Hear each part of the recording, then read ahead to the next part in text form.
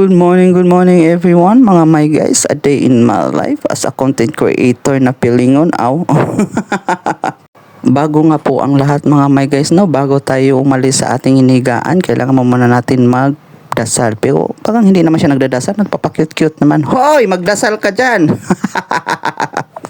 Tapos na nga mga my guys, so ngayon magtupi tayo ngayon ng ating hinigaan, lalo na yung ating kumot at saka yung ating kuan. So hindi na nga ako nagkaroon ng kulambo mga my guys kasi hindi ako makakahinga. Aw.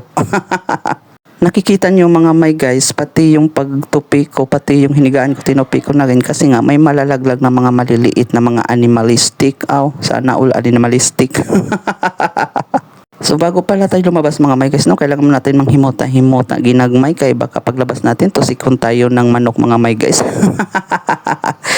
Nandito nga din po ako ngayon sa kusina mga my guys para magmumog kasi baka pag makausap tayo ng tao baka hindi na makapag-explain, diretso na siyang makahiga.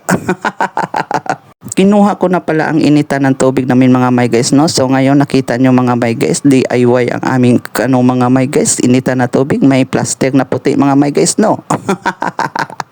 Bihira lang yan makikita sa Shopee, sa TikTok at sa Lazada mga my guys. Di yun naman makikita kahit anong gawin nyo. So habang nintay nga pala natin kumulo mga my guys, no, kailangan mo natin manghilamos to make sure the face is very clean. Aw. Nakikita nyo yan mga my guys, that's one only using you. Aw. Ano daw? Ito mga my guys, yan yung gamit ko every morning, which is the tinted sun protection. Oh, ha? Yan kasi ang gamit ko kada buntag mga my guys. Para maproteksyonan ang ating face from the sun mga my guys. Kahit sira-sira na yung ating mukha, kailangan muna natin magkaroon ng protection din mga my guys to make sure na hindi matuluyang masira. Aw. Yung beautiful class skin essentials mga my guys, yung tinted sunblock cream is maganda talaga siya lagyan at may SPF na siyang 45 mga my guys. Hindi siya malagkit. Hindi rin siya kagaya ng iba mga my guys na pag nilagay mo sa mukha may mga maiiwan after mo siyang hipuipuin yung mga mukha mo mga my guys. Oh, mga mukha, oy, usagay mong mukha, oy.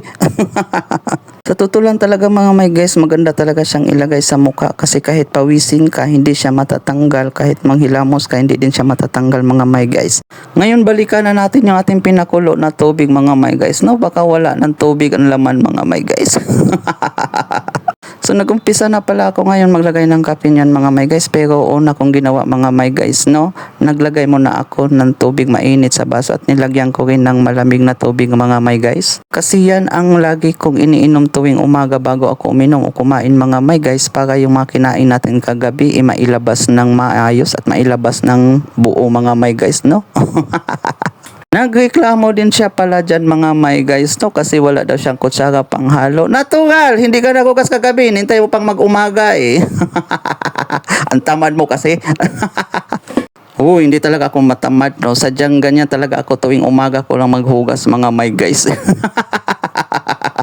Nakikita nyo mga my guys, yan kopi ko preview mga aking kape. Hindi naman talaga yan mga my guys, no, pero no choice kasi wala daw yung classic Nescafe. Mas masarap kasi yung classic Nescafe mga my guys. So anyway mga my guys, nasa labas na pala ako ngayon, no. Ang sama na pala ng panahon kasi may bagyo daw nabuo, pero mas masama ang mukha ko mga my guys. Balik na nga tayo sa loob mga guys kasi medyo maambon-ambon na mga guys. So ngayon nagkakape na ako ngayon. So required ba talaga mga my guys na maghinuktok ta habang nagkakape? Aw. Mauga to mga my guys. Oy, salamat sa tanaw.